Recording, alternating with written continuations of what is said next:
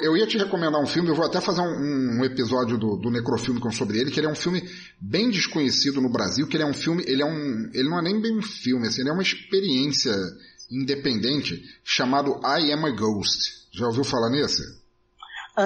Eu já ouvi falar, mas ainda não assisti esse daí. A capa dele é genial. Cara, é tão legal. I Am a Ghost. É de um mexicano nascido nos Estados Unidos, que é o HP Mendonça, e uma japonesa criada nos Estados Unidos, que é a Ana Ishida, e basicamente são eles dois no filme. E é um filme, ele tem aquele feeling de Kubrick, assim, sabe? O filme, ele não é que ele seja arrastado, ele tem muita repetição de filme, porque a primeira coisa que você aprende no filme é que a personagem principal tá morta, ela é um fantasma, isso tá no trailer. Não tem plot twist nisso. Você começa o filme sabendo que ela já morreu. Ela é um fantasma, então ela vive uma repetição, que ela acorda, ela toma banho, ela toma café da manhã, ela come o café da manhã, durante o café da manhã ela não sabe porque ela começa a esfaquear a mão dela, depois ela se cura, depois ela vai comprar flores e tal, e ela acorda no dia seguinte, faz a mesma coisa, e aí logo depois você descobre, porra, ela é um fantasma. E cara, é o andamento da história dela. Pô, assiste e depois me fala, que era muito legal. Que pena que eu não assisti antes de assistir A Ghost Story, né? Porque eu, inclusive, ia relacionar, não tenha dúvida, né? É bem relacionado, muito relacionado. Mas vamos lá, antes que a tua internet pife, porque deu essa engasgada agora, eu fiquei meio preocupado. Eu tô achando que a internet, mas você sabe o que é? São muitas abas abertas, viu? Eu vou fechar algumas abinhas aqui, que só é a vida também, viu? Uma hora você tá vendo alguém sendo atacado, você fala, pô, caramba, o pessoal que tava assistindo lá realmente foi atacado. Não, é no filme que eles estão vendo. Ele quis ir pelo Brasil pegando experiências de escolas diferentes. Muita gente fala, da escola podia ser assim, podia ser assado. Aí qual foi a ideia dele? Vamos ver o que o pessoal tá fazendo e registrar isso no documentário. E, por consequência, as mulheres começaram a ingressar de novo no mercado de trabalho e não saíram mais. Então a mulher começou a se ter voz ativa de novo na sociedade inglesa a partir dessa greve. Eu acho isso muito encantador, né, num filme. Ele consiga ter essas duas coisas. Ele diverte, mantém o interesse da gente pelo lado aventuresco e também essa discussão do lado humano, né, e social. Isso é uma coisa que é maravilhosa. Além de cinematograficamente ser um desbunde, né. Você está escutando o Masmorrecast.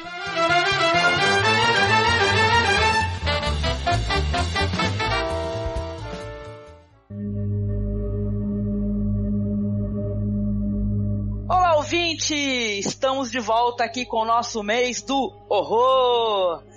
E hoje falaremos de antologias. Esse papo vai ser muito gostoso, imagine. Eu trouxe aqui alguém que eu interajo bastante na internet, mas primeira vez gravando conosco. Seja muito, muito bem-vindo, Pensador Louco. Tudo bem, querido? Boa noite, Angélica. Olha, tá sendo uma honra, assim, espectral poder finalmente gravar com você, cara, que é um podcast que eu acompanho e curto tanto há tanto tempo.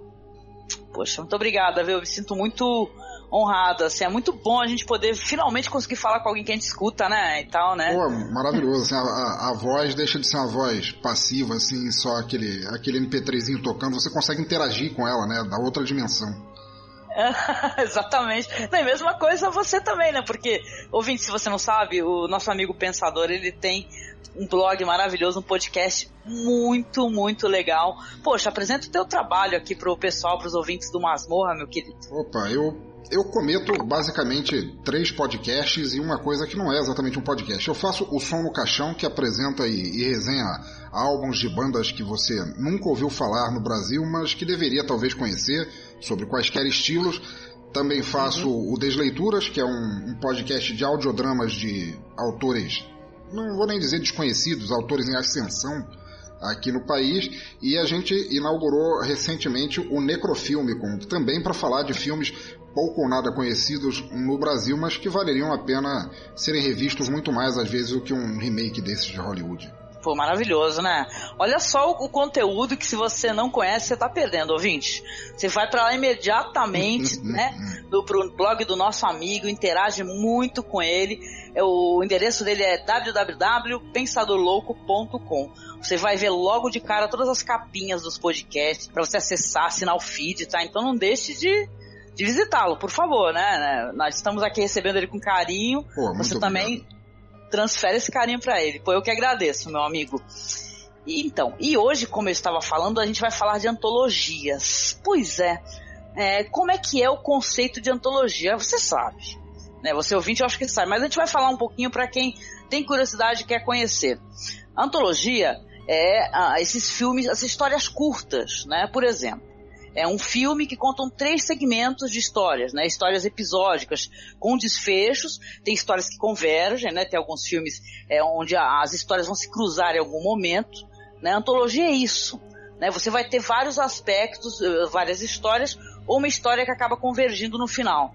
Né, não, pensador? Isso, você tem tanto a antologia pura e simples com segmentos sem vínculo nenhum uns com os outros, até uma ou outra que tem assim um guião principal assim que vai ligando um ao outro, como se todas fossem às vezes contadas como história pelos personagens centrais, ou às vezes temas, não, eu conheci fulano e a primeira história liga no cenário a segunda, a terceira, a quarta e por aí vai, e é muito bom, cara. Eu sempre gostei muito de antologias. Eu também, né? Eu sempre brinquei aqui com os meus amigos e falo assim, a antologia tem uma coisa gostosa, porque você não gostou de uma das histórias, você vai para a próxima. Não é verdade? É que nem um livro de contos, você vai para o próximo conto, então você vai ter muito material, às vezes são vários diretores. Ultimamente, né, tem saído algumas antologias legais, tipo VHS, entendeu? Que são vários diretores, aí vão ser várias perspectivas, ou ABC da Morte, por exemplo. Né, ABC da Morte tem vários diretores mesmo, né? Muitos, vários diretores.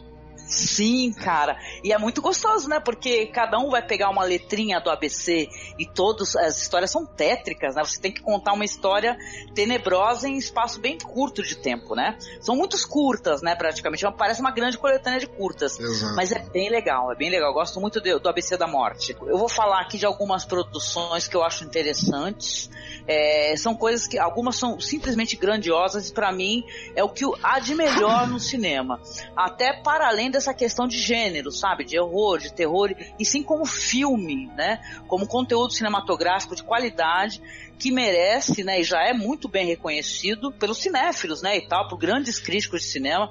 Começando aqui pra mim um dos mais tops, assim, que eu acho uma das histórias mais maravilhosas e assustadoras que eu já vi, né, que é o Kwaidan, As 4 Faces do Medo. 遠く過ぎ去った日々を求め、捨て去った恋の記憶を求め、男は帰ってきた。野を吹き渡る風のように、きらめく雪の白さのように、疑いを知らぬ愛を女は求めた。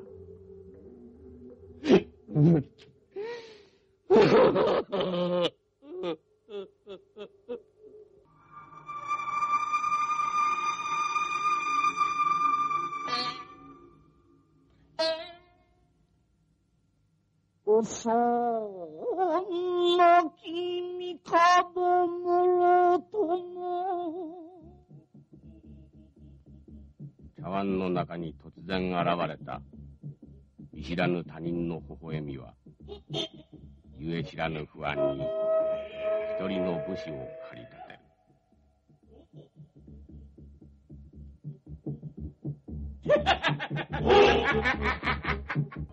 Né? Já comentei em um podcast, eu acho que foi o primeiro podcast que a gente fez, Pensador, aquele lá sobre cinema asiático e tal. Aí eu falei com o Marcos sobre Kwaidan, As 4 Faces do Medo.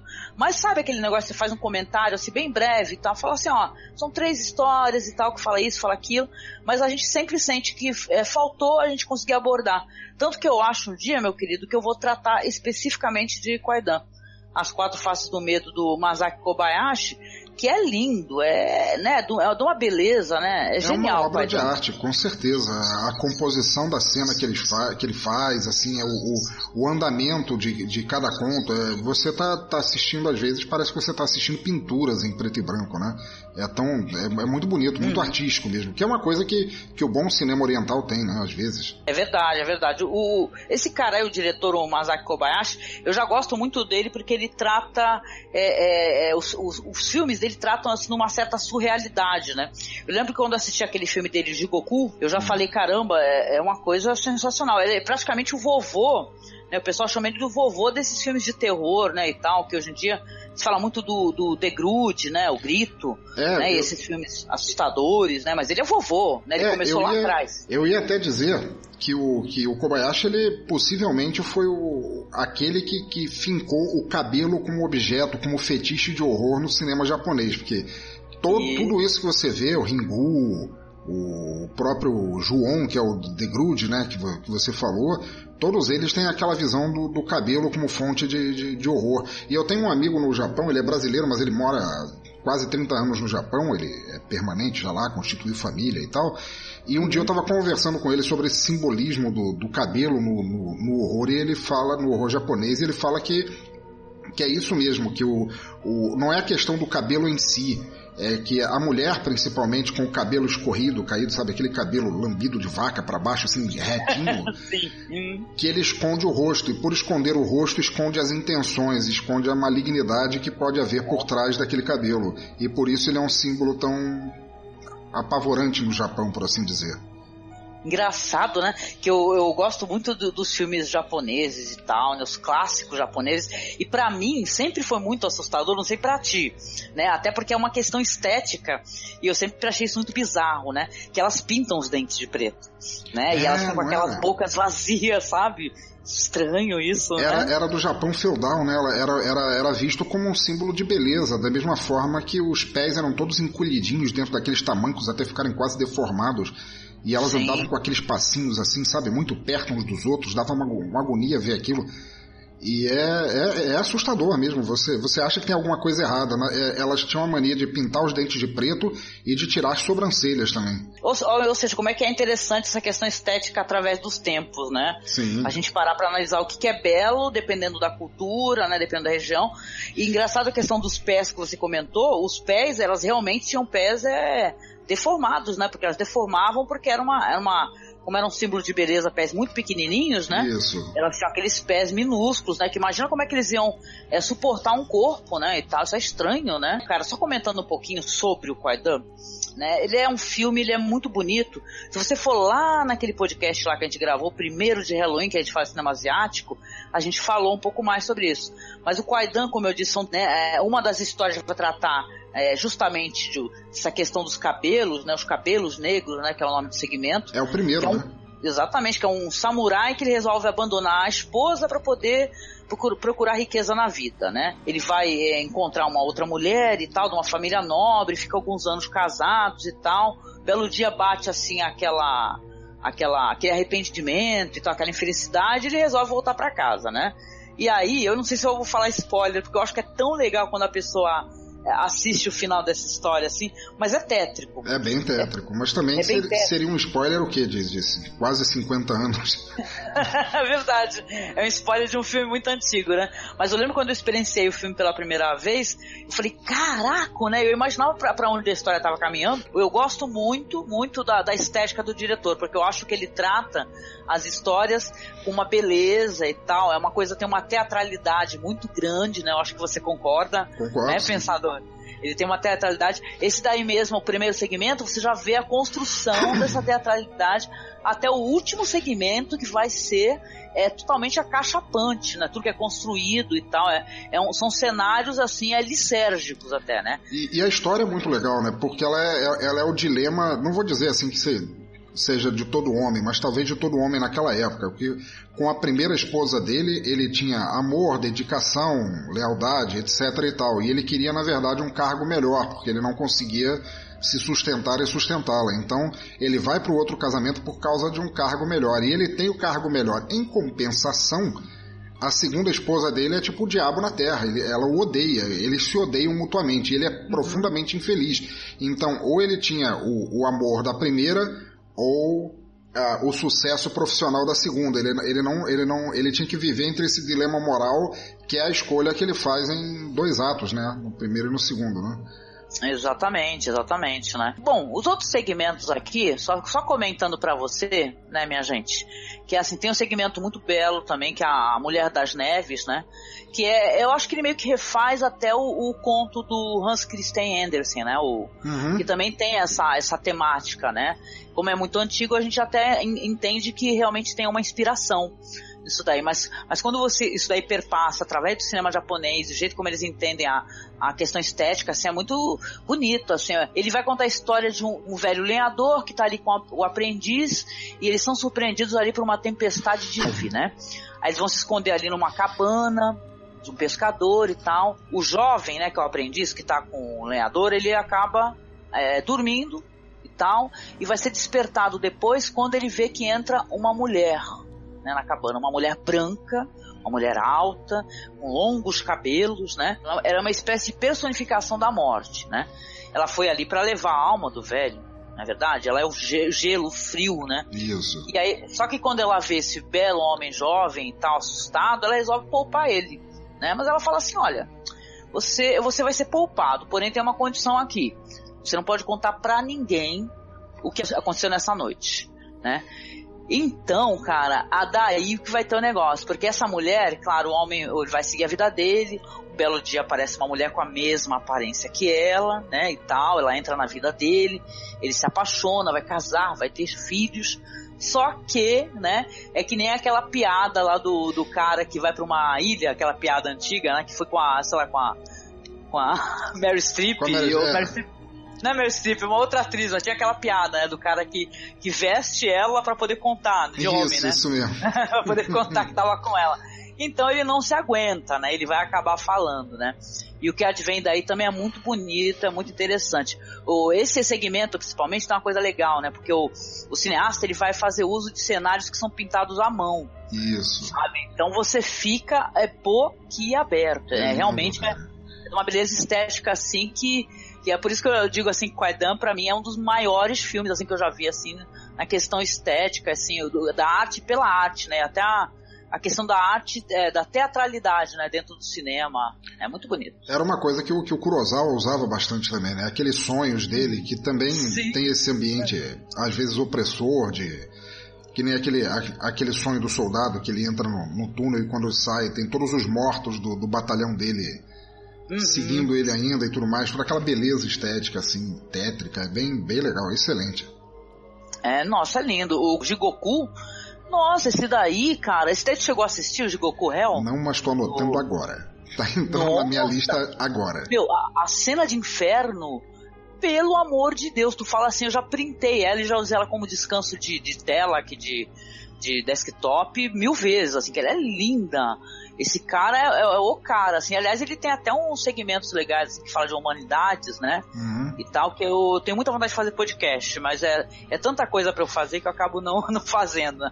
Mas é lindo, esse cara é foda. Falando um pouquinho, então, sobre pra quem não assistiu, ter a curiosidade, pra quem assistiu, vir aqui comentar com a gente também o que achou, é sensacional, que vai contar a história do Oishi, né, que inclusive o segmento é o Oishi, o Sem Orelhas. O Oishi, né, ele é um grande tocador, né, daquele instrumento, como o nome mesmo mas esse daí, o Oishi, ele é um tocador de instrumento ali convencional, ali do teatro kabuki, que a gente não tá lembrando o nome, que a gente deu um branco na nossa cabeça. Isso. Mas a questão é que o cara, ele é total e completamente foda, né, ele faz a cantoria, né, olha, não sei se vocês assistiram, ouvintes, e você... Esse negócio do teatro kabuki, do teatro no, ele é muito bonito, que ele é totalmente cantado. Isso.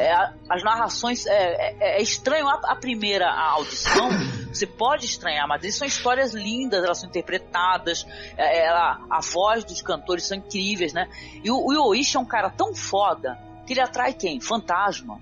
Entendeu? Porque ele conta todas essas histórias de guerras entre clãs e tal, as pessoas que morreram, uma famosa batalha naval que ela ocorreu, sabe, entre dois clãs que levou as duas famílias à morte, né? E um desses fantasmas aí, de um desses clãs, vai atrás dele e fala, ele não sabe que é um fantasma, né? Sim. Aí vai atrás dele e fala assim, olha, né, porque o Oishi tem isso, né, gente? O Oishi é um cara que ele é cego. né? Então o fantasma chega lá e fala, poxa, você toca pra caraca, canta doidado, traz a tua banda. Não, brincadeira, né? Ele fala assim, ó, pô, vai lá tocar pra minha galera, né, e tal, né? Ele fala assim, aí o Ishi super de boa vontade, ele mora com monges e tal, ele é um monge também, né? Então ele vai lá tocar. Tudo bem, ele volta pra casa. Só que o fantasma, obviamente, vai retornar atrás dele, vai fazer com que ele, né, toque novamente e tal. Que ele relata um desses encontros para um dos monges, né? Uhum. E aí é revelado a ele e fala assim, olha, meu querido, você está sendo, na verdade, segue ele, inclusive, né? Acho que ele nem conta, ele é seguido, né? Porque é um cara cego. Ou seja, as pessoas têm a preocupação com ele. Aí fala, pô, você tava tocando num cemitério, né? E tal, para várias lápides, né? E tal. Que ele sente uma irrealidade na audiência, por assim dizer, sabe? Exatamente, ele sente essa vibração, né? Olha, eu não vou mais tocar, gente, porque é bizarro, né? E tal, minha audiência, ela é meio silenciosa, né? E tal, tá meio morta. Não vai me dar view no YouTube, né? Tá todo mundo morto. Então, mas a questão é que o Ishi fala, não vai. Aí o fantasma fala, tu não vai? E tal. Só que o monge chega pra ele e fala assim, olha, você vai ser protegido, né? Aliás, é uma das cenas, acho que se eu me engano, é a capa do DVD, né? O pensador que ela é sensacional, essa cena aí. Muito bom. Ele é coberto totalmente por orações. Totalmente, seu corpo, né? Ele é todo coberto. Tatuado, Só que, tchananã, não se cobre as orelhas do Ishi, né? E aí que o Ishi vai virar, né, esse personagem sem orelhas, né? Porque o título dá um spoiler, né, da história, né, o pensador. Tu gosta desse segmento? Pra mim, de todos eu gosto, mas o meu favorito é esse daí do Ishi, viu? Eu gosto bastante. Claro, eu gosto dos 4, eu sou apaixonado por esse filme. Talvez eu tenha mais identificação com o primeiro, porque foi o que me impactou quando eu vi o filme a primeira vez. E claro, ele é a cara, né, a capa, é o primeiro que você assiste. Não dá pra você pular, você vai e começa pelo início. Foi o que mais me impactou, assim, mas todos eles são sensacionais. É muito legal, né? Sabe o que é legal? O pessoal, até você fez uma referência muito boa do Kurosawa, né? E as pessoas têm uma tendência a ficar relacionando um cineasta com outro e tal, né? Falando quem é melhor e tal. Tem gente que fala, por exemplo, assim, que gosta mais desse segmento, assim, dele do que do Kagemusha, né? E quando tu fala de Kagemusha, o pessoal fala, não, é maravilhoso e tal. Mas o jeito como esse diretor, ele tratou essa história em termos estéticos, sabe? Você fica realmente falando, nossa, né? O que há, né, com o senhor, né, meu querido? A sua droga que o senhor tomou é muito boa e a gente caretaço. Compartilha esse cogumelo aí, não, porque... Pois é, cara, muito bom. E o último segmento, só mencionando, viu? Eu não vou narrar todas as histórias das trilogias, não, mas essa daí eu acho que ela merece narração. O último segmento, que é o Numa Taça de Chá. Ele vai falar, então, sobre um homem, né, um cara que ele fica vendo uma figura humana, né, um fantasma, né, na sua taça de chá, né. Isso daí parece uma coisa assim boba pra gente, mas como o chá e essa própria cerimônia do chá, o ato de tomar o chá, ele tem muita relevância dentro da cultura deles, nada mais comum do que o horror, né, e tal, o bizarro, o fantástico aparecer numa simples questão dessa, né, que é tomar o chá, né? A estranheza de você ver o reflexo de alguém que não deveria estar ali, tem muito esse mito, esse folclore do fantasma, você não poder, às vezes, do espectro, o fantasma, o espírito, o que for, você não conseguir vê-lo ao olho nu, mas você conseguir vê-lo em reflexo, que tem, e isso é meio que mundial. Nesse caso foi numa xícara de chá, mas poderia ser num espelho, como já foi abordado em outras obras, ou sim, hoje em dia, de gente que tira foto, né, e fui tirar uma selfie, apareceu é muito bom, eu gostei muito desse. Eu gostei também, esse segmento é muito interessante, né, porque essa história, ela vai, claro, se afunilar, né, o cara, ele vai começar a ver esse fantasma e tal, vai começar a ter outras visualizações também, a família fica desesperada, assim, porque quando tu vê um deslumbre, tipo, do Ishi, ou mesmo da da Mulher das Neves, né? Você fala, nossa, né? Mas a antologia tem isso, né? E a graça da antologia é isso. Nós vamos ter segmentos que a gente gosta mais, tem segmentos que a gente gosta menos, né? Então, de qualquer maneira, vale muito a pena, sabe? Se você não conferiu o Kwaidan, As Quatro Faces do Medo, né? Aqui no Brasil, é para ontem mesmo para você arrumar, viu? Com certeza. Porque ele é genial. E ele é uma prova que às vezes é um pouco esquecida no cinema atual, de que naquela época em que o filme foi feito e com o pouco de orçamento que tinha, ele conseguiu construir na história, na narração, nas atuações, uma coisa, um ambiente de beleza e opressão que muitos orçamentos de 150, 200 milhões de dólares não conseguem hoje em dia. Porque hoje em dia é todo mundo baseado no jump scare, né? Como se fosse uma droga. Você vai pra tomar aquele kick de susto, assim, e o povo às vezes pensa que o horror tá nisso, mas não, cara. Tem tanta coisa mais legal pra se conhecer. Não, com certeza, né? O nosso colega que a gente gravou com ele falou até que o pessoal tá sendo doutrinado, né? Pra entender o terror e tal. Como isso, né? Como o jumpscare, né? Isso. Que é uma das coisas mais chatas do mundo, né? Você saber que um susto vai vir, né? Um som bem alto. Isso é muito chato, cara, né? É muito legal. O horror, sabe? O fantástico e tal, ele se constrói dentro de uma história. E nada, não precisa ter narrativa ágil, pode ser um filme como esse mesmo daí do Kwaidan, que são histórias que elas têm seu próprio tempo para poder fazer uma construção de narrativa, sabe? Você vai sendo levado até o auge disso, né? Isso é totalmente maravilhoso. Mas, vamos lá então. Eu comentei aqui, meu querido, amado, cheiroso e perfumado Kwaidan. E você, meu querido, quer trazer uma antologia foda pra gente aqui? Eu vou trazer uma que também é da velha guarda, assim, é uma antologia de várzea, por assim dizer, que eu vou trazer Dead of Night. No Brasil veio como Na Solidão da Noite, de 1945. Know this part of the world at all? No. I've never been here before. Like some tea, wouldn't you? Do you take milk and sugar? Milk and sugar, Mr. Craig. Milk and sugar, Mr. Craig. I can only tell you that when I came into this room, I recognized you all, instantly. Having seen all our photographs in the newspapers, I take it, Dr. Van Sloten. Of course, you may have seen me on the sports page. That's my chance. I can't make it. I can't make it. Just room for one inside, sir. Já assistiu esse, Angélica? Olha, eu tô com Dead of Night aqui, não assisti e tal, mas se eu estiver enganada, que é alguma coisa, ele é meio relacionado a sci-fi também, tem uma parada assim? Não. Olha bem, tem dois filmes, tem 2 filmes chamados Dead of Night, mas eles, tirando por essa pegadinha do nome, eles não são correlacionados. O Dead of Night original, de 1945, são 4 histórias de terror, se eu não me engano, 4, talvez 5, não, acho que são 4 interligadas entre si. E o outro Dead of Night é de 77, já é uma pegada mais trechão, assim. Não é a mesma coisa, não. Saquei. Eu fui na pegadinha do nome, né? Porque eu já tinha ouvido falar. Mas conta pra gente como é que é. Cara, diga lá. Dead of Night é um filme preto e branco. Ele é surrealista. Ele é surreal pelo o jeito que os contos são interligados em si. Mas ele é bastante linear. E ele conta a história de um sujeito, um arquiteto, que ele vai para um encontro, ele está numa viagem, o carro dele pifa e ele fica esperando numa pousada, num pub, até conseguir que o tempo melhore e ele possa seguir viagem. E ele encontra 5 pessoas que estão dentro daquele pub e cada uma vai relatando uma história. E o que ele não consegue compreender, que ele fica mais incomodado, é que não só as histórias são tétricas, mas ele sente que ele conhece cada uma daquelas pessoas sem entender o porquê.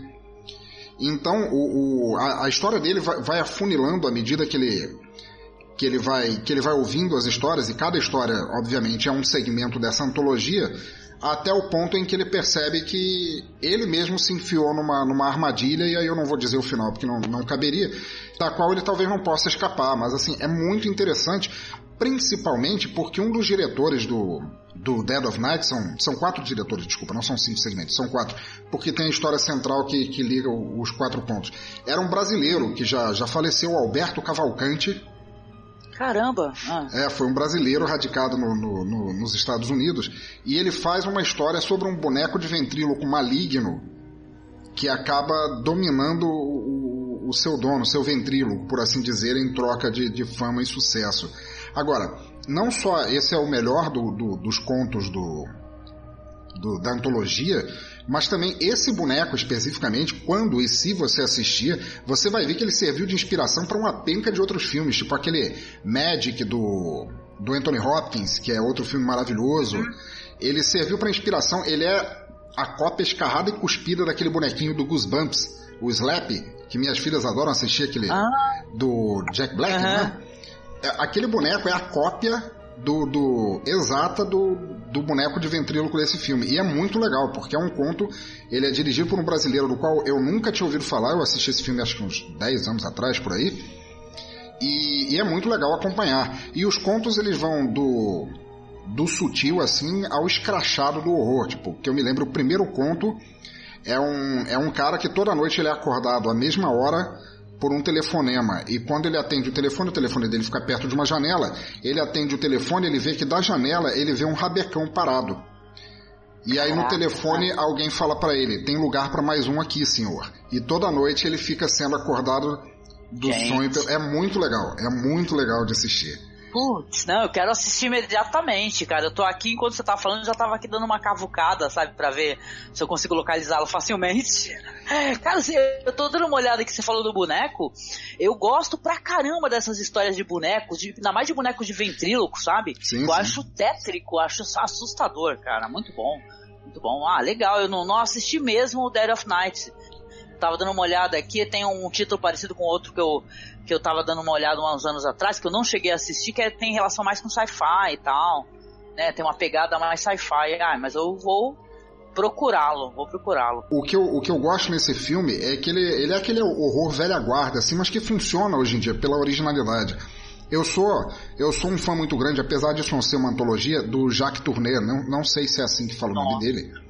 Sim, também não faz, né? Mas eu sei quem é, maravilhoso. Que fez o I Walked with a Zombie, né? Que veio pro Brasil com uma morta-viva. E que fez o... Não era o Dia do Terror, o Dia do Diabo. Que o... Você já viu esse?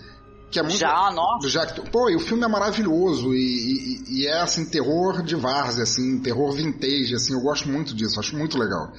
É a melhor espécie de terror, né, cara? Que, eu penso assim, porque tem o medo, né? Ele não depende justamente de elementos que o pessoal hoje em dia tá acostumado, né? Que é isso, jumpscare, né? E tal, sons altos, né? A construção do medo, ele é muito melhor, é muito bem feita. Eu tava conversando com o pessoal sobre o filme lá do Jack Clayton, né? Que é baseado naquele conto lá, Outra Volta do Parafuso, né? Que é Os Inocentes. Os Inocentes, excelente. Pô, um dos melhores filmes que eu já vi na minha vida também. E é tipo assim, nada é óbvio, né? Nada é como é que se explicar? É didático, né? Você vai ter que analisar a história, né? Isso é muito legal. Esse filme do Jack Tourneur, esse daí é um dos filmes que você comentou, que ele é da visualização do demônio mais tenebrosa do cinema. Assim. O mais legal é que ele não queria mostrar de maneira nenhuma o Curse of the Demon, A Noite do Demônio. Pronto, achei o nome do filme. Ele não queria mostrar o demônio, foi imposição do estúdio que ele mostrasse. Então ele, de raiva, a cena em que o demônio aparece em mais de uma cena no filme, mas a cena em que o demônio faz uma ação mesmo, assim, você pode cortar isso da edição se você quiser. É muito engraçado que você vê a raiva do diretor, que é o demônio pegando o cara pequenininho lá no chão, amassando na mão, botando na boca e cuspindo. O demônio mastiga o cara, assim, o demônio tá puto. É muito legal, cara. É tipo assim, é como se fosse diretor, né? Muito puto com posições de estúdio, né? Isso, saco, isso né? mesmo. Foi engraçado que ele pode não ter gostado, mas, cara, ficou uma coisa incrível, né? Ficou, assim, maravilhoso. Muito legal. Quando eu vi a primeira vez, eu até lembro que eu fiquei na rede falando, gente, pelo amor de Deus, assistam isso, que é maravilhoso, totalmente. E aqui só recomendando mais uma trilogia, né, gente? Eu tô com uma lista de 50. Nossa. Mas a gente pode até mencioná-las no final aqui pra vocês, nem que seja pra vocês confiarem, né? Tipo assim, vai na vibe, porque tem muita coisa boa, muita coisa divertida, inclusive, muito humor negro. Mas eu vou falar daqui uma das trilogias que com certeza tu conhece, Pensador, que é uma das trilogias mais fodas do cinema, que é a trilogia do Mário Bava, né? Oh, yeah. Não precisa nem falar o título, eu já sei qual é. Pode falar. Black Sabbath. believe in ghosts? This is the night when fear and horror walk hand in hand. This is Black Sabbath. Starring the incomparable Boris Karloff, the personable Mark Damon, and lush and lovely women, even though one is from the netherworld, a vampire, a Vurdalak. Black Sabbath, as ancient as superstition, as modern as the telephone. How nice you look with that towel around you. You always did have a beautiful body. Beautiful. A body to drive someone crazy. Who are you? Who? Tinha que tocar música agora, né?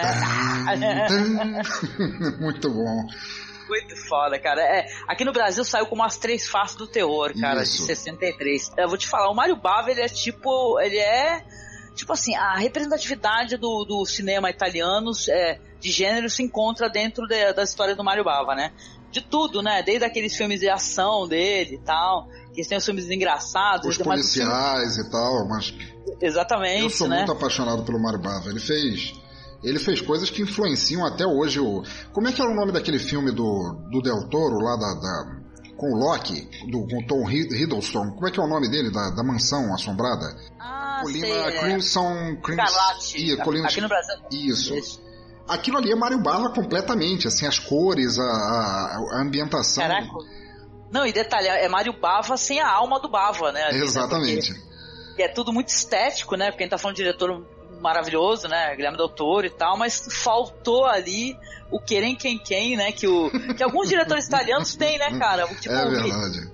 Michele Soavi, Lamberto Bava e tal, os caras que eles entendem, é uma espécie de cinema muito rico, né? É verdade. Cara, As Três Faces do Terror é inacreditável de tão bom, cara. E tem um dos sustos mais fodas, assim, nas trilogias que eu assisti, cara. A visualização de uma mulher velha, que pelo amor de Deus, aquilo ali é de gelar o coração aquela mulher. Cara. A mulher do anel, né? Isso, a velha do anel. Muito cara. Bom. Muito bom. Não, só mencionando aqui então, que a gente tem aqui umas histórias simples, só que elas são legais, né? Tem a história do telefone, né, cara? Que vai mostrar aquela atriz, a Michelle Messier, ou Michele Messier, não sei a pronúncia, né? Uhum. E tal, que ela começa justamente, tu falou de chamadas telefônicas e tal, né? Ela começa a receber chamadas ameaçadoras de alguém que fala pra ela que vai matar ela essa noite e tal. Ela chama a amiga dela, que ela não falava há algum tempo, a amiga acha engraçada a situação, né, e tal, né? Uhum. Só que aí, né, que a Mary, ela tá sendo perseguida e tem um motivo tal. Eu não vou contar muito não, porque se tu não assistiu, ouvinte, você vai ter que assistir, cara, que ele é muito legal, né? Como é que ele trata essa história, inclusive do telefone e tal. As cores de Mário Bava, as cores de Mário Bava. Nossa, as cores de Mário Bava, a direção de arte, coisa maravilhosa, cara. Falando aqui então um pouquinho do segundo segmento, né? Rapidex pra vocês, cara, que é um dos segmentos que eu mais gosto também dessa trilogia. É o meu favorito. O Vurdalak. Eu gosto muito, inclusive, do conto, né, cara? Que o conto é muito legal, que é do Alexei Konstantinovich Tolstói, né? Se tu não prestar atenção, né? Tu der uma dormida, uma piscada, tu vai achar que é o outro Tolstói, cara. Pensar né? que é o outro. Muito bom. E é com o Boris Karloff, né? O Boris Karloff é uma lenda. O Boris Karloff, como é que eles fizeram a cena do cavalo e tal. Até aparece no final do filme, né? Aparece no final. Tá, né?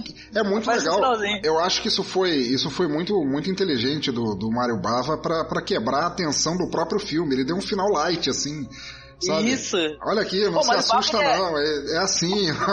O Mário Bava é o precursor, então, do que o pessoal faz muito até nas animações da Pixar, né? Colocar erros de gravação, colocar make-off e tal. Já fez isso daí lá no filme dele, cara. É um filme, antigo, de 63, imagine, né? Mas independente disso, pra mim eu também acho uma das histórias mais tensas, né? Que é do Vurdalak, porque é uma história de vampiro diferente, né? E tal, diferente do que a gente tá acostumado. Essa história do vampiro clássico e tal, da capinha e tal. Ela subverte essa questão do vampiro, né? Que vai contar a história de um rapaz, né? Que ele vai... tipo assim, chegar numa cidade e tal, pra poder, assim, tipo assim, está a caminho de uma outra cidade, na verdade. Isso. Só que ele acaba parando na casa dessa família, né, e tal. Ele ele acha a família ali, né, meio assim, meio estranha, meio esquisita, mas porém eles têm uma filha linda, né, uma menina muito bonita e tal, pela qual ele, né, como bom homem romântico de outra época, ele já vai jurar, né, de todo o coração. Amor eterno e tal. Sempre tem, você notou nesses filmes, sempre tem uma menina linda, assim, que se não tivesse, não teria qualquer motivo para ele ficar naquela casa, porque o lugar é uma pocilga. Não tinha que ter alguma coisa que o fizesse ficar. É uma cidade muito esquisita, né, cara? E tá muito esquisita. O nome, inclusive, da atriz é a Suzy Anderson, né? Que ela faz a Zdenka, né? No caso, o que acontece? A família já tá com um probleminha ali, né? Porque a cidade está sendo, né, atacada já por vampiros e dá a entender que o pai, ele foi mordido, né? Ele fica desaparecido, tem um climão ali, uma tensão, inclusive sobre o retorno desse pai, né? E sabe uma coisa que eu gosto nessa história, que daí que eu acho ela tétrica, inclusive o conto ele é muito legal, Pensador, se tu não leu, saiu numa coletânea de contos do século XIX. É muito foda, mas eu acho que tem pra baixar, viu, de boas aí, depois eu até tento arrumar pra você, porque é um conto pequenininho e ele dá um desespero, porque tem uma parada assim legal, que esse menino, ele fica falando umas frases muito bonitas, maravilhosas pra ela, e quando, né, essa história vai ter esse plot twist, onde ela vai virar uma entidade vampiresca, ela vai falar as frases que ele falava para ele. Isso, sabe? Isso mesmo. Tipo assim, ela vai ficar cantando ele com as frases que ele ali ficou inocentemente, né? Chavecando ela, sabe? E isso é assustador, né? O tom que ela fala, a atriz ela trabalha super bem. O tom com que ela fala as palavras é tenebrosa, sabe? Essa história do Vurdulac, viu? É muito boa, cara. Muito legal mesmo. Eu sou um fã profundo de Mario Bava. Acho que todos os filmes, principalmente essa fase de horror dele, assim, eu sempre... Kill Baby Kill, sabe? O do gato. Tu assistiu aquele lá da Linda e o Diabo? Sim, Linda com Telly Savalas. Careca, Telly Savalas, cara, muito foda isso. Muito bom, cara, muito bom. Muito bom. O Marcos adora. Eu adoro, eu também adorei. Quando eu fiquei sabendo dos problemas de produção do Linda e o Diabo, né? Eu falei, caraca, malandro, fizeram um final totalmente à la caralha do bagulho, né? Com possessão demoníaca, e depois o final do Bava é totalmente foda, cara. É muito mais tenebroso do filme. Eu não sabia desses problemas de produção, não. Eu vi o filme, mas não me liguei nessa, não. Não, o estúdio é foda, cara. O estúdio é foda, vocês estão vendo, né? De hoje, né? Porque elas se metem em tudo, querem, né, definir como é que vai ficar o final e tal. E é uns diretores geniais, né, cara? É uma pena, né, eles não terem, às vezes, autonomia, né? Mas muito legal. Só comentando aqui, então, a última história rapidamente pra vocês, né? Que é uma das histórias... Aliás, eu vou te falar, sinceramente, pra mim, os três segmentos aí do filme do Bava são os três eu gosto pra caramba, né? Os três são perfeitos. Eu diria até que o terceiro é o mais assustador pra mim, mas o que me impactou mais pela composição assim que ele fez, pelos cenários, ainda foi o segundo do Boris Karloff, porque eu sou uma tiete do Karloff. Primeiro, é isso que eu ia falar. O primeiro que é o Boris Karloff, né, meu? Porra, aí a gente já fala, caraca, é apenas o Boris Karloff, né? No filme, né? Só o Boris Karloff, um estagiário, né, qualquer. A história do cinema, né, cara? Sim. O Frankenstein da Universal, né? Muito foda, muito foda. Eu também, de cair o queixo mesmo, né? Mas a última história é muito legal, cara, porque é engraçado, se tu vai procurar na net sobre esse filme aí, sempre vai aparecer a cara dessa mulher, cara, dá um beijo da porra. A última história é a Gota d'Água, né? Que ela é uma história que diz aqui que é atribuída ao Ivan Tchekov, né? Que ela mostra a história da enfermeira, que é a Ellen Chester, que é interpretada pela Jacqueline Pierrot, ou Pierret, né? O meu francês não é muito bom. Mas ela é chamada no meio da noite para ajudar, né, a arranjar um funeral para uma velha senhora que acabou de morrer, né? A Ellen, né, e tal, coisas da vida, né, problemas sociais, né, desigualdades sociais, ela vai lá e rouba, né, um anel dessa senhora, que ela está com um anel muito bonito no dedo, e nesse momento ela vai e derruba também um copo d'água, né? Aí ela vê uma mosca pousar no local onde estava o anel, e aí a partir daí, então, a coitada da Ellen, ela vai começar a ser assombrada tanto pela mosca e também pelos sons, né, das gotas que pingam, né? Exatamente. É legal, inclusive, como é trabalhado o som, né, nesse segmento especificamente. Ele é muito bem feito, né? Muito bom. Ele gosta das gotas pingando com aquele eco, né, e tal, né? Aí, quando ela chega em casa, ela começa a ver o corpo dessa senhora, né? Perseguindo ela, né? E ela acaba pirando até que ela vai, né? Ela vai acabar levando a si própria à morte, né? Isso. É muito legal. Mas, cara, é uma história, a gente conta assim, a gente contando, né? É só você assistindo mesmo, porque ela aí, então, já tem, inclusive, as cores maravilhosas que o Bava usa, né? Esses elementos de cena. E o jeito como ele coloca as luzes, né? Porque a gente fala muito de Dario Argento, né, Pensador? Que é a maneira como ele fez em Suspiria, a questão de luz e tal, e cores.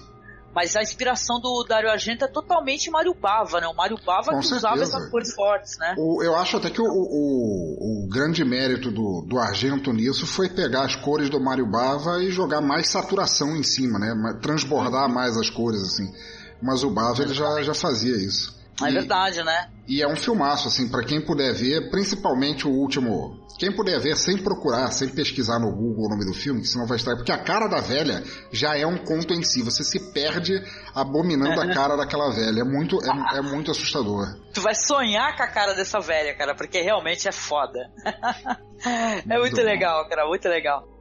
Essa minha nova recomendação, eu vou te dizer que eu fiquei meio na corda bamba entre uma e outra, porque são filmes tão legais, assim, que alguns eu meio que cresci com eles. Então eu pensei em falar do Dois Olhos Diabólicos, do Dario Argento com o Jorge Romero, mas eu já tinha falado, a gente já tinha acabado de falar no Black Sabbath, que também é italiano e tal. Aí eu quis falar do Olhos de Gato, que é uma antologia baseada no Stephen King e tal, mas daí eu preferi... Pra ficar assim, porque eu só falei de filme mais velho, eu queria falar de um filme mais recente, que é o Três Extremos. Já assistiu Três Extremos?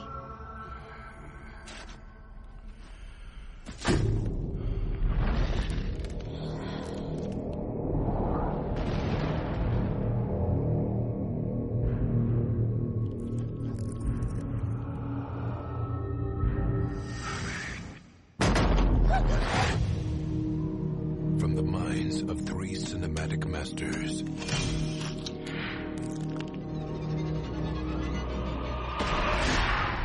comes one singularly terrifying vision of fear.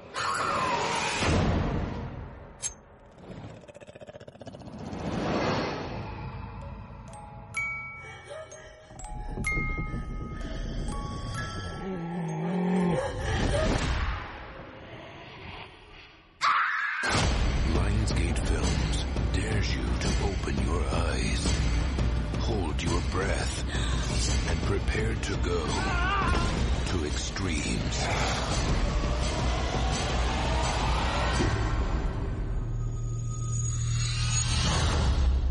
Three extremes.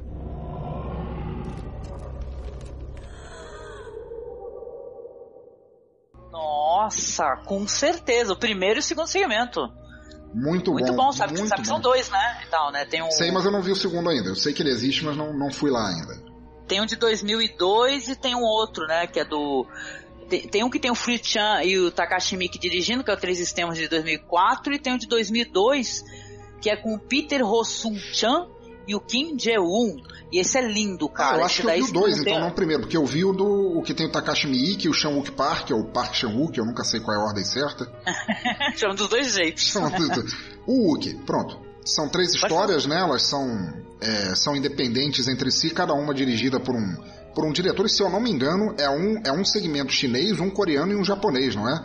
O Takashi Miike faz o japonês, o Chan-wook Park faz o coreano, e tem o outro cara que eu não vou lembrar o nome agora, que faz o chinês. E é muito legal, mas já é naquela pegada visceral do cinema oriental, né? É muito interessante, nossa, eu lembro que esse segmento aí, aliás, tem uma coisa curiosa, né, tu tá falando, é claro, desse daí que tem o Fruit-chan, né, que tem aquele da mulher que come os bolinhos, é esse daí? Isso, tá Fruit-chan, é ele mesmo, esse é o chinês do trio. A mulher faz muffins não são muffins, são wontons, alguma coisa, com fetos pra... Tipo, a mulher ficar mais jovem. Pra rejuvenescer, Ela se alimenta de vidas, cara. É bizarro esse daí. E depois teve um longa, né? O Fruit-chan fez um longa dessa história aí da mulher. Ele amplificou o negócio, né? Nossa, deve ser muito... Porque aquilo dá um nervoso de assistir. Dá, porque os caras dão super zoom no negócio dela picando a carne, né? Com aquela faca, né? Tá alegrona, né? Falando no telefone e tal. Caraca, sinistro. Mas tem muito aquela pegada de contestação da hipocrisia do consumidor, né? Do consumidor de estética, do consumidor de alimento, do consumidor de cultura. Porque ele tá mostrando... Claro, a gente não sabe... Ninguém é tão inocente de imaginar que talvez não aconteça. Afinal de contas, tinha gente que fazia empadinha com carne humana aqui no Brasil, pastel, sei lá. Pô, não é? Com cachorro da rua, pô. Teve vários pasteleiros aí que já foi pego nessa daí. E o famoso filé mignon também, que não... não deixa negar. Mas as pessoas não ligam de às vezes usarem cosméticos feitos a partir de baleia ou testados em crueldade animal e tal. Então ele faz uma jogada bem de hipocrisia da sociedade de consumo e é apavorante, assim, dá uma repulsa mesmo. É muito bom. É verdade. Eu lembro que eu fiz uma leitura dessa história aí, né, e tal, que a gente falou no podcast também, né, até que recentemente, se eu não me engano, que eu fiz uma leitura que essa questão da estética meio que obrigatória, porque a mulher é tipo assim, uma ex-atriz, só que a mulher é uma beldade, né? Você olha pra ela e fala, puta, que mulher linda do caraco, né? Na onde que aquela mulher é feia ou tá ficando velha na cabeça de quem, quando e onde, né? E tá, eu falei, caraca, olha só, né? Até porque é cultural, né? Esse povo, ele tem um negócio, qualquer imperfeição na pele, qualquer coisa, você já não é perfeito, você já não é bonita, né? E tá uma questão até de aceitação. E ela, o que ela começa a fazer, né, até porque tem esse background do fato dela também não ter filho, né, e tal, ela tá num relacionamento problemático, eu achei muito foda isso daí, sabe? Fiz uma leitura até feminista, né, na época do podcast. Da pressão que a mulher sofre no campo emocional, no campo de relacionamento, no campo profissional, por estar atada a essa imagem de tem que ser jovem, tem que ser perfeita, tem que ser isso, aquilo. É muito legal. É legal, eu gostei bastante, cara.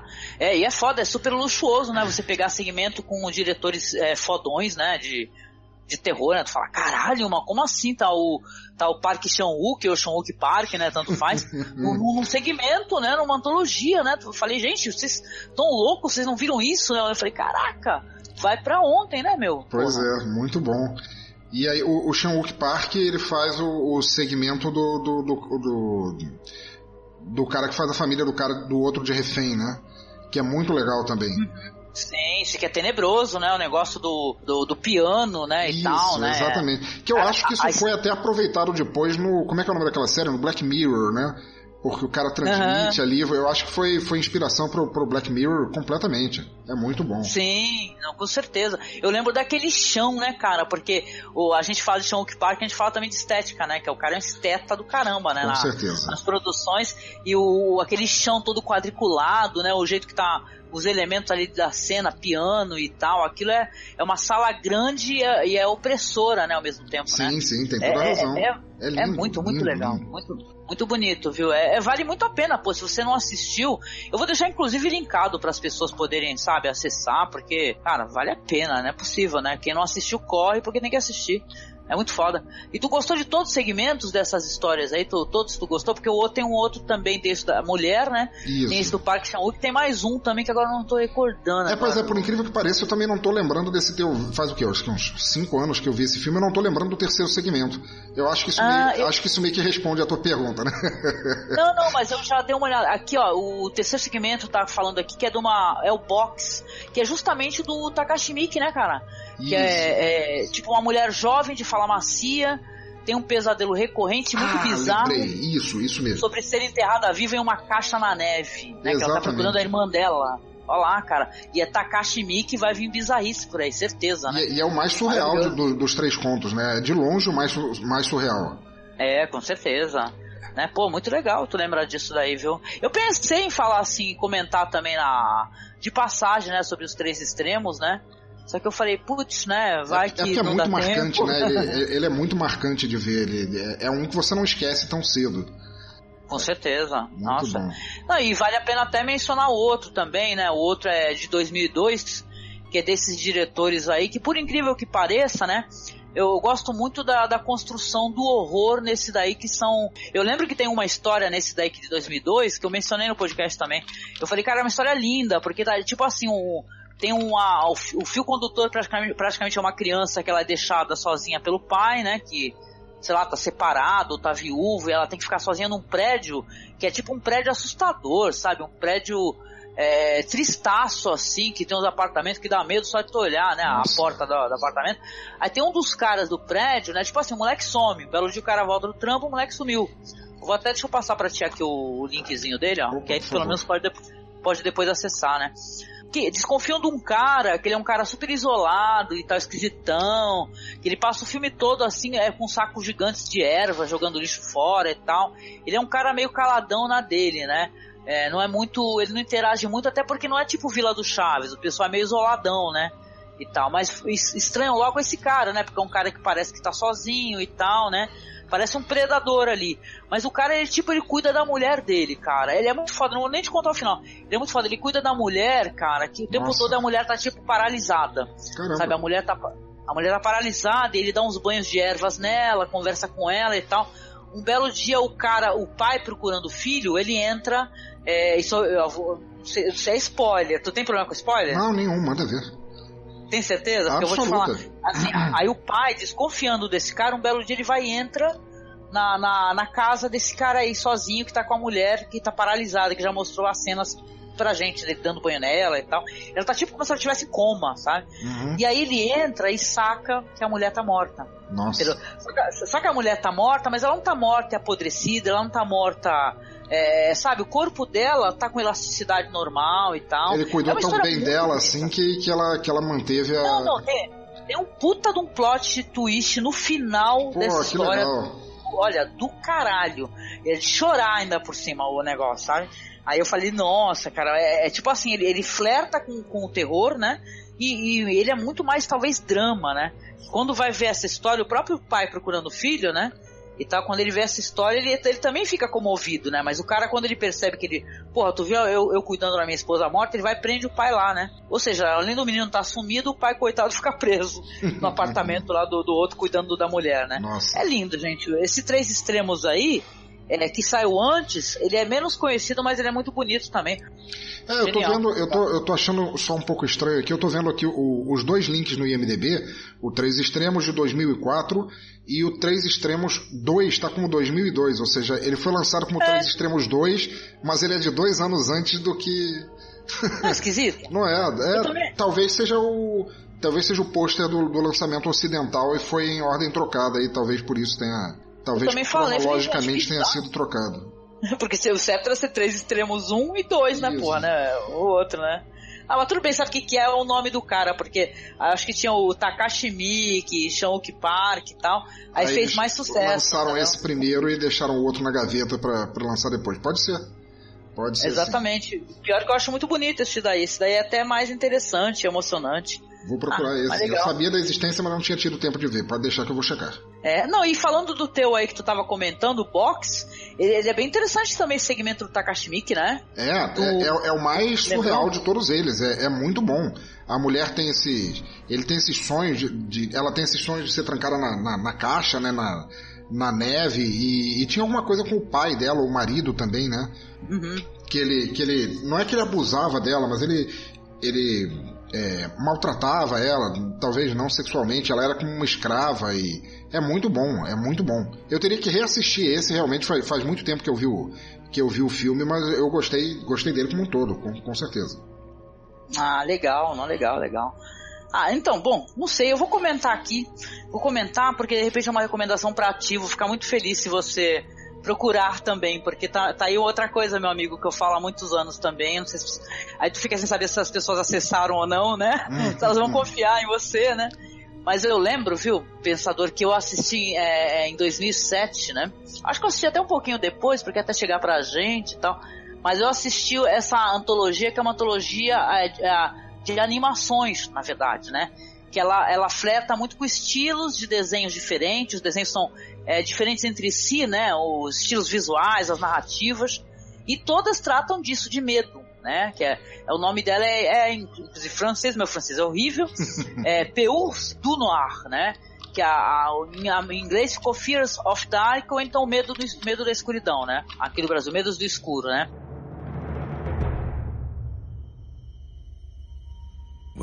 afraid. It is difficult to breathe.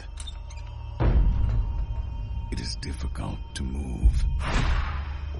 It is difficult to speak. But it is easy to panic.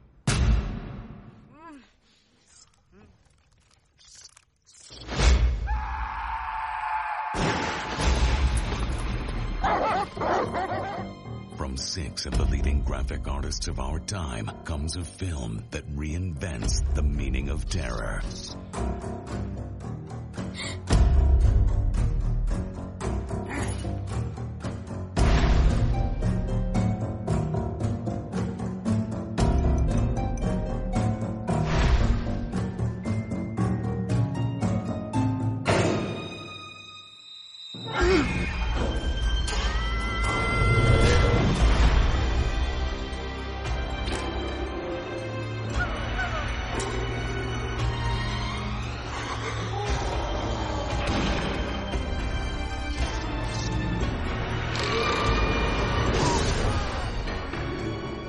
Of the dark. Prepare for a journey into the unknown.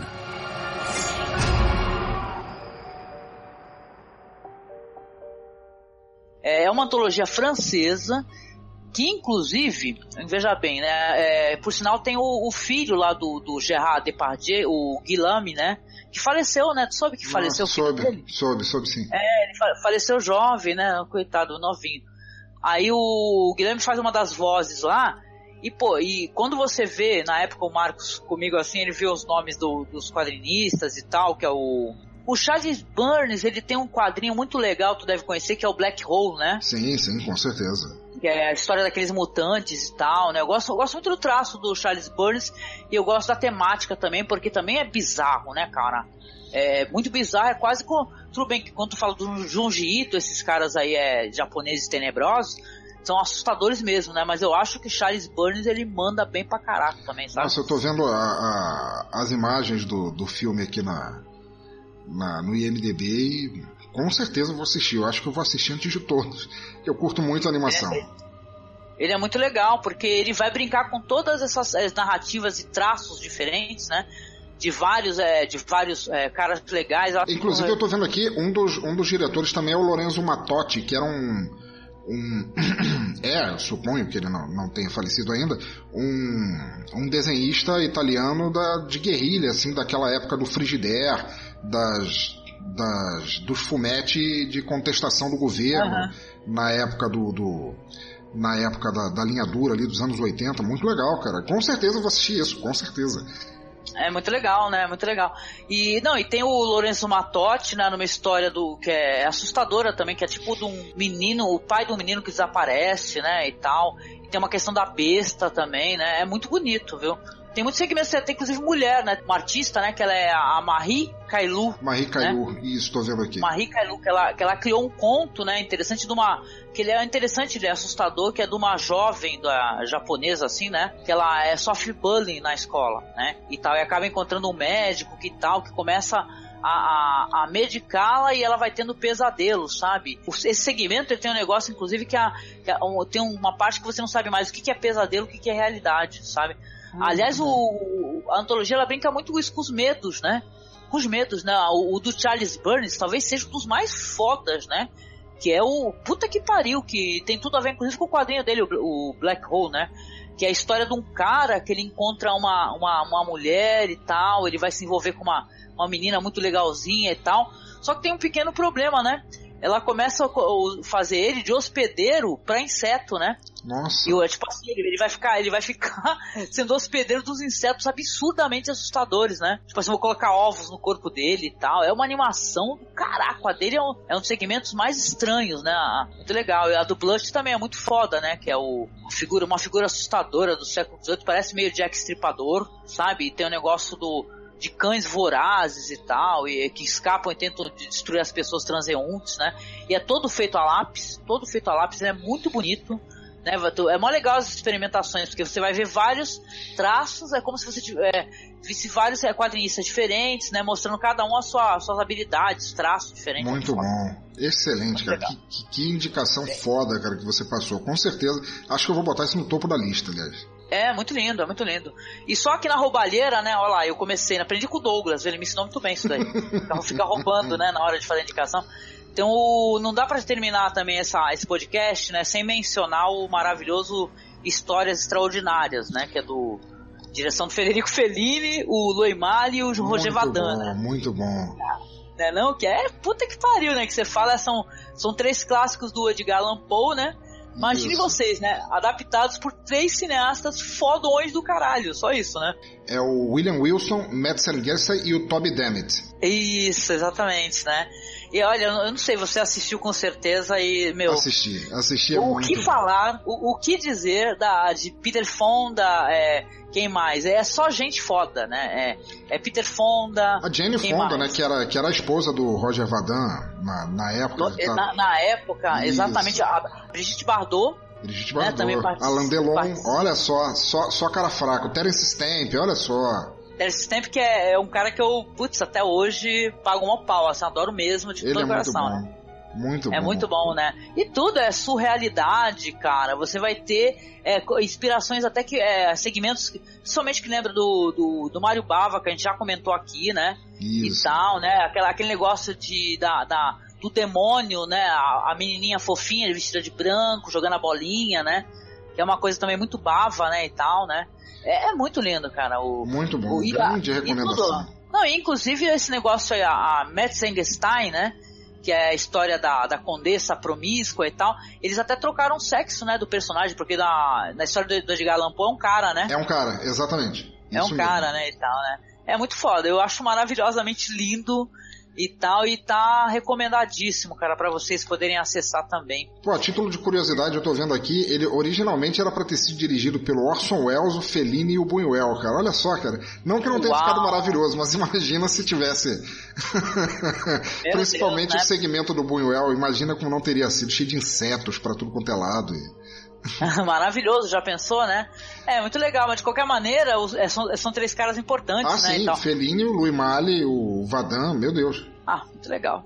Bom, e aí, o que tu acha? A gente joga umas menções honrosas aí pro pessoal poder ir atrás? Tem os classicões, aqueles que passaram até em Sessão da Tarde, né? Tipo Além da Imaginação. Tem o... Sim. Como é que era aquele? Que o Romero dirigiu... Tales from the Crypt, Creep Show, alguma coisa assim. Exatamente. Tinha o Tales of the Crypt também, né? Tinha o Tales from the Crypt, que é o da revista da EC Comics, né? Que tinha o Guardião da Cripta, que depois virou série também, né? Virou uma série antológica. Muito boa. Eu assisti algumas. É masterizado, não sei se tu viu. Eu acho que... Eu até gostei daquela série, mas é que eu nunca fui muito fã. Isso eu vou te dizer, eu nunca fui muito fã, mesmo quando moleque, assim, eu nunca fui muito fã daquele tipo de horror que era praticado no Tales from the Crypt. Mas nem dos quadrinhos? Não, nem dos quadrinhos. Eu achava eles fraquinhos, eu achava que eles não eram... Eu achava que eles eram... O roteiro não era um primor, né? O roteiro não era um primor. Pô, os desenhos eram maravilhosos. Tinha Jack Davis, tinha um monte de gente fera. Tinha o Wallace Wood desenhando. Mas é que, ao mesmo tempo, como eu sou um velho do inferno, era mais fácil eu ter acesso, porque esses quadrinhos da EC Comics, eles foram mais produzidos e relançados aqui no Brasil perto dos anos 90, onde acho que a editora Record, ou alguma outra editora, não lembro qual, começou a lançar junto com o Love Rockets dos irmãos Hernandes, que era maravilhoso. Mas quando eu era criança mesmo, o que eu gostava era do quadrinho A Cripta, que eram histórias de terror por autores espanhóis, franceses. Cheguei a pegar também. Que era outra pegada muito mais assustadora. Então, quando eu já era crescido, quando eu peguei esses quadrinhos da Cripta do Terror e tal, eu olhava e falava, legal, mas, sabe? Será que ele... Não, o roteiro não era exatamente um primor, né? Eu lembro que Mas eu tenho uma questão muito nostálgica em relação a esses quadrinhos, principalmente, porque eu era tipo assim, eu começando a trabalhar, né, jovem, e comprando salgadinho e quadrinho de terror, entendeu? Olha só. Aí eu tinha aquele negócio, aquele momento, falava, nossa, acabei de receber, passei na banca, peguei o meu quadrinho de terror e o meu eu gostava daquelas coletâneas da Disney também, sabe? Aquelas várias coletâneas. Almanac da Disney que vinha com as histórias do Super... Como é que é? O Super Pato, o Morcego Vermelho. Era muito doido aquilo. Aí eu, felizaça da vida, olha só, uma época muito mais fácil da minha existência, eu felizaça comendo salgadinho e lendo quadrinho. Aí eu tenho uma saudade, é muito nostálgico. Talvez se eu for reler hoje, eu vou falar, nossa, olha só o que eu adorava, gente, sou louca mesmo, né? Pô, essas histórias da cripta, que veio pro Brasil com cripta, pra quem quiser procurar, era cripta com Y, não sei por que tinha Y, mas tinha Y. Que a palavra em português devia ser com I, mas pra dar um chamego eles botaram com Y. Tinha histórias que eram sórdidas mesmo, assim, era a pegada europeia em cima. Então, eu lembro de uma das histórias que era da primeira edição, tinha uma história desenhada em preto e branco pelo Frank Frazetta, que era uma vampira que tinha ficado enterrada por não sei quantos séculos num túmulo, tinha sido aprisionada e o mundo estava na Terceira Guerra Mundial e ela desperta, assim, e ela não tem ideia do tempo que passou e ela só tem aquelas ideias, não, porque eu vou reconquistar o mundo, eu vou ser rainha outra vez, a humanidade não tem nada contra mim, eu vou escravizar todos eles, essa magia dos santos deles não tem mais efeito em mim, e ela vai ascendendo com as asas de morcegos lindas ao céu, assim, e aí tá vindo um míssil na cara dela e a história termina com ela dizendo... O que será isso que eles inventaram? Caraca, que trágico! Muito legal, cara. Ai, genial, cara. É mais legal falar assim com uma pessoa assim, da tua idade, que a pessoa entende as referências, né, e tal, é mais ou menos da mesma época, muito bom. Isso, cara, é muito bom. E a pegada do Tales from the Crypt era aquele horror que na época pode até ter sido chocante. Pô, eles foram pegos pelo macartismo naquela época, né? A caça às bruxas, assim, de queimar livros e tal, e a sedução do inocente, aquele quadrinhos prejudicam a mente das crianças e tal. Teve aquele Código Reis também no cinema, né? E tal, exatamente. Né? Então, naquela época pode ter sido chocante, mas é que, como eu conheci, se eu tivesse conhecido eles primeiro, eu talvez tivesse curtido mais, mas como eu já estava em outra pegada, mesmo quando criança eu já tinha acesso àquilo. Quando eu cheguei naquilo, claro, como eu falei, tinha desenhistas que eu admirava e admiro muito ainda, como o Jack Davis, tinha contos do Ray Bradbury, que eram os melhores ali, que o Bradbury também é um escritor maravilhoso, mas de forma geral, assim, nunca me pegou totalmente. Só pra aproveitar o ensejo, conversar contigo, tu deve conhecer. Tu lembra do Night Gallery, né? O Galeria do Terror? Night Gallery, com certeza, lembro. Esse daí eu ia mencionar porque eu acho muito foda, cara. Que é também a produção do Rod Serling, né? Também Sim. Twilight Zone, né? E tal, né? Muito foda. Galeria do Terror. E legal, tu mencionou aí Os Olhos de Gato, que é King, né? Eu sou meio maluca e tarada por Stephen King, adoro, né? Sei lá, tudo que tem relação com o King eu vou atrás. Eu sou assim, eu sou aquela fãzinha, sabe? Pra balançar a bandeirinha. Stephen King sou eu, né? Então, mas só pra jogar uma menção honrosa aqui, até porque é uma coisa nova, é tão legal você poder colocar isso pras pessoas, né? Tu chegou a assistir aquele Contos dos Dias das Bruxas? Que ele saiu... que a capa tem o garoto com a cabeça de abóbora, né? Mais ou menos, não é? Isso. Com aquela cabecinha que parece um saquinho, né? Costurado, um saco de estopa. Tal, né? Exatamente. Esse daí é um dos filmes, até porque ele é recente, ele é no inglês ele saiu como Trick or Treat, né? Que é do Michael Douglas. Isso mesmo. Cara, eu adorei isso daí. Eu achei bom, muito bom. Várias histórias, vai contar a história de um diretor bizarro, que ele é tipo... serial killer, o cara. Aí conta a história de umas minas que elas são meio vampiras e tal. Conta a história de uma menina que sofre bullying, né? Dos amiguinhos, né? E tal. E depois vai ter a questão da convergência também. As histórias vão se entrelaçar, né? Exatamente. Depois no final, cara, tem a questão virgem da faculdade também, né? Que é muito legal. Isso daí eu acho que as pessoas até conhecem, mas eu acho que ele merece muito a menção, sabe? Porque é uma com certeza. História ele é fresco, assim, ele trouxe um ar de fresco para as antologias, assim, e vale a pena assistir e mencionar, sem dúvida. Com certeza, né? E eu tenho uma recordação muito antiga aqui, só para poder mencionar, que eu gosto muito daquelas antologias da Amicus, sabe? E eu, na minha infância, eu passei muitos anos, pensador, procurando e falando para as pessoas, gente, vocês podem me ajudar, que eu queria saber qual filme que é daquele da mão. ela andando e do braço, não sei o quê. E todo mundo ficava falando pra mim que era um filme com Michael Caine. Eu falei, não, mas não é esse, gente, pera aí, para lá. Não é esse. E fiquei anos procurando. Até que um belo dia, fazendo pesquisa pra podcast, eu encontrei sozinha o negócio. Aí eu descobri, eu era muito nova, tinha 7 anos, sei lá, de idade, né? E eu descobri que, na verdade, não é que era preto e branco, porque eu falava para as pessoas que era preto e branco e não era. Ele era colorido porque a minha TV, a nossa TV era preto e branco. Com certeza, aquela TV valvulada, né, cara? Que bom.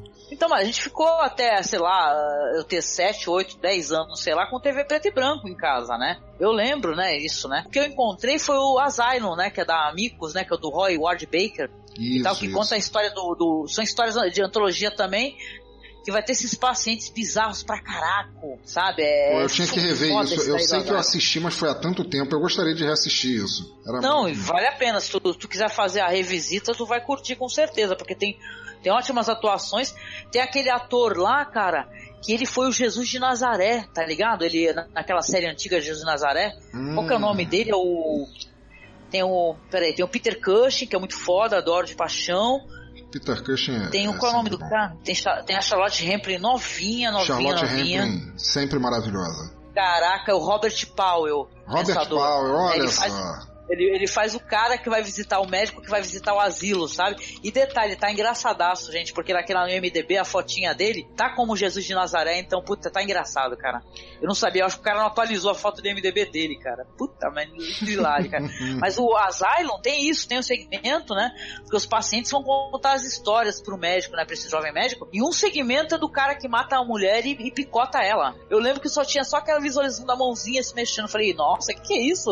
E tal. Aí quando eu bati o olho, falei, nossa, Marcos, 20 anos procurando, sei lá, 30 anos procurando, encontrei.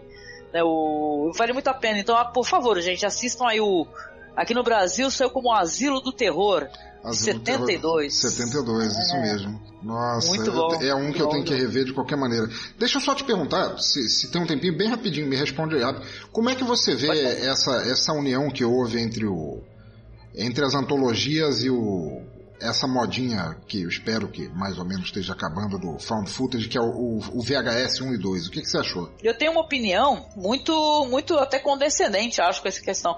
Até porque eu assisti o VHS como tem muitos diretores, né? Por sinal, o que eu lembro do VHS, saiu gente fazendo coisa legal, né? Sim. Saiu o cara do Siren, né? Do VHS, né? Sim. O Ty West foi um deles, que é um diretor também que revisita muito filme de cinema dos anos 60 e 70. Ele fez o House of the Devil, que é muito bom. Então, eu vejo com bons olhos, sabe, o pensador, porque eu penso assim, né? É muita gente querendo mostrar o trabalho, né? Às vezes são curtas que os caras poderiam deixar disponíveis ali no canal do YouTube e tal. É uma espécie de união de mentes, né? De gente querendo filmar, né? Então eu vejo com simpatia, né? Tu não gosta? Não, eu gostei também. É porque, às vezes, como tem muita gente que tem esse preconceito, claro, eu não tô julgando você por isso, mas tem muita gente que tem preconceito contra o found footage. Eu acho que no fim não é questão de ser ou não ser moda, mas é uma ferramenta de linguagem que já foi usada lá atrás no Peeping Tom, por exemplo. Muito bem, né, por sinal. Muito bem, por sinal. E que ganhou a moda e bem usada ela vale a pena. Eu gostei do VHS, gostei do VHS 2. Eu acho que o VHS 2 foi um pouquinho mais puxado pro humor, teve umas partes muito boas. No 1 tem muito legal. Aquele segmento do assassino que não aparece em câmeras, da mulher que vai no meio do mato com os amigos, assim, pra oferecer os amigos de isca pra pegar aquele cara. E o cara não aparece na câmera, é muito legal. Eu acho que tem... muito legal. O Ty West... Opa, desculpa. Tu até que fez uma pergunta mais... Não, detalhe, você fez uma pergunta mais objetiva e eu não dei uma resposta exata pra tua pergunta. Agora que eu reparei. Porque tu perguntou exatamente a questão do found footage, né? O que eu acho disso, né? Do found footage. Eu acho que tá esgotado também, né? Respondendo mesmo a tua pergunta. Teve gente que trabalhou muito bem. A gente teve o cara lá do REC, pelo menos no primeiro segmento, né, e tal. A gente teve aquele lá que foi legal porque não tinha o advento da internet, né, que era o Bruxa de Blair, né? Aquilo foi engraçado, porque a gente não tinha informações, né? Eu lembro que na época, viu, Pensador, eu assinava aquela revista 7, né? Quando não tinha informações, quem gosta muito de cinema assinava 7, né? Aí muita coisa tu não sabia e tal, mas eu não embarquei. Eu falei, imagina que isso daí depois que a gente assistiu o Canibal Holocausto, nunca mais a gente caiu na pegadinha. Eu ia mencionar esse, não tem mais como cair, né? É verdade, imagina, né? Mas então, eu acho que tem gente que usa bem, de maneira interessante, tem gente que faz uma mistura, começa com found footage, depois faz um filme, né? Uma estrutura mais normal, né? De direção, até aquele sci-fi, né? O Distrito 9, o cara brinca com isso, né? Começa como um found footage, um documentário, não found footage, né? E aí depois vai pra... Era filmagem do documentário, isso, exato. É interessante, né? Eu gosto da mistura, eu gosto da experimentação. Vamos ver, né? Eu acho que é chato, né? E tal. Eu acho que esgotou porque o pessoal talvez não esteja sabendo usar, né? Não está sabendo utilizar dentro de uma narrativa, né? Eu vi recentemente um filme desses que era todo passado no Skype. Você viu esse filme? Mas foi tão chato. Eu assisti. Olha, eu vou te falar uma coisa, um guilty pleasure meu. Eu sou técnica em informática, entendeu? Então, eu tenho uma parada de ficar gostando de ver filmes de terror que tem associação com internet, redes sociais ou tecnologia. Então, eu fico rindo sozinha. Entendeu? Quando eu vi o filme de Skype, eu ficava rindo sozinha em casa, porque eu achei ridículo. Totalmente bizarro e tal. Eu achei uma ideia boa. Mas eu falei, gente, é que tu não viu o pior. Se tu quiser, depois digo horroroso. Tem um que a mina ficou olhando pro computador desligado. A maldição dela, ela fica olhando pro computador desligado. Cara, eu ri tanto daquilo. Eu adoro os filmes que pegam a internet e falam assim, vamos utilizar redes sociais. É que nem o American Horror Story, né? Porque falando de antologia, não dá pra tu mencionar uma coisa mega pop, né? Que é a American Horror Story. Os caras fizeram uma temporada onde eles utilizaram todas as questões de redes sociais, Hangout, um tweet e tal. Aí tem isso dentro do terror. E ficou uma merda louca. E eu rindo feito doida. Entendeu? É muito divertido. Eu gosto de tipo assim, tecnologia com terror. Eu me divirto. É o meu guilty pleasure favorito. Muito bom. Pô, você deve ter gostado daquele filme do John Carpenter, né? O Senhor da Escuridão, que tem o lance da tecnologia, que os cientistas vão estudar. Claro, nossa. O John Carpenter, então, é um cara que pra mim merece qualquer podcast. Eu não sei por que eu ainda não falei do cara, meu, porque eu peguei, tipo assim, eu reassisti o dia desses o Ataque ao 13º DP, cara, eu tava louca da vida aqui em casa, sabe, rodando feito peru, falando, caralho, que filme foda, aqui em casa com o Marco, sabe, música, né, o John Carpenter, eu gosto de tudo, cara, inclusive da trilha que o cara faz, né, pra tu ver, né, é muito foda, eu amo de paixão. Mencionando aqui então, porque a gente já precisa terminar, porque nós já passamos do tempo foda para caralho aqui. Mas eu vou só fazer mais uma menção honrosa. Por quê? Porque eu sou criadora do Feito por Elas, eu sou alguém que gosta de falar de diretoras, né? Eu acho que elas merecem ter o seu trabalho relacionado, mencionado, né? Então a gente não falou, né, disso, mas existe uma coletânea que ela também é mista, viu, Pensador? Nem tudo é bom, nem tudo é legal, mas tem uma coisa, diretoras, né? Então você tem essa coletânea que é XX o nome, tá? Não é XXX, hein? É só XX, né? Não inclusive, é o Vin Diesel, então. Não é o Triple X do Vin Diesel, beleza, menos mal. Não é, né? Mas tem uma coisa legal, porque a capa do DVD... Tô vendo aqui. É uma caveira de batom, né? É uma marca de batom em forma de caveira, muito bom. Exatamente, né? Achei muito bem bolado e gostei muito da capa, né? Tem histórias legais, tem histórias que não são tão interessantes, mas de qualquer maneira são diretoras, né? Então é uma coletânea de diretoras, né? Então vale a pena você dar uma assistida. Detalhe que é desse ano, ou seja, é uma coisa recente, mas vai ser aquele negócio, vai pegar uma história interessante, a outra que é mais ou menos, né, e tal. São várias abordagens. É aquilo que eu tava falando, sabe, que é uma coisa que eu simpatizo. É muita gente trabalhando junto, que podia, sei lá, pegar o seu curta ali, de 5 minutos, 10 minutos, botar no YouTube, no Vimeo, mas não. Faz uma reunião de pessoas, né, dentro de um tema e tal, apesar que esse daí o tema também ele é mais fluido, né, tem vários temas específicos, não tem nenhum tipo de tema só, né, tem de tudo. Mas vale a pena a menção aqui, menção honrosíssima ao XX. Muito bem, vou assistir também. Inclusive, uma das diretoras, ela foi produtora do VHS 1 e 2. Pra tu ver, essa daí já sabe do babado, né, essa daí. Muito bom. Não, e antes de fechar, por favor, procurem o Teatro do Bizarro, tá? Que é o Teatro do Bizarro, é uma antologia também, que ela faz referências a uma pesquisa que eu tenho, pessoal, que é muito querida, que é o Teatro do Grand Guignol, sabe? Então, contar histórias sinistras com um grande e maravilhoso... eu já vi quem é o Udo Krier. Ele mesmo. É outro cara que eu gosto pra caralho. Eu vi esse filme já, tô relembrando. Na hora que você falou, já vim aqui pescar pra ver se era ele mesmo. Eu vi esse. Cara, é muito legal, né? Porque esse daí tem caras mesmo que, porra, tem a violência gráfica forte no negócio, né? Fortíssimo, muito bom. É muito legal. Eu gostei dessa brincadeira, sabe, do nome, né? Que é um nome... que tem relação, claro, com o Teatro do Grand Guignol, que tem um apresentador e tal, e tem a parada do olho, é meio lute-fute, né, em algum momento, assim, o negócio de furar o olhinho, meu Deus, vale muito a pena a visita, gente, genial, muito porra, bom. É isso, muito bom.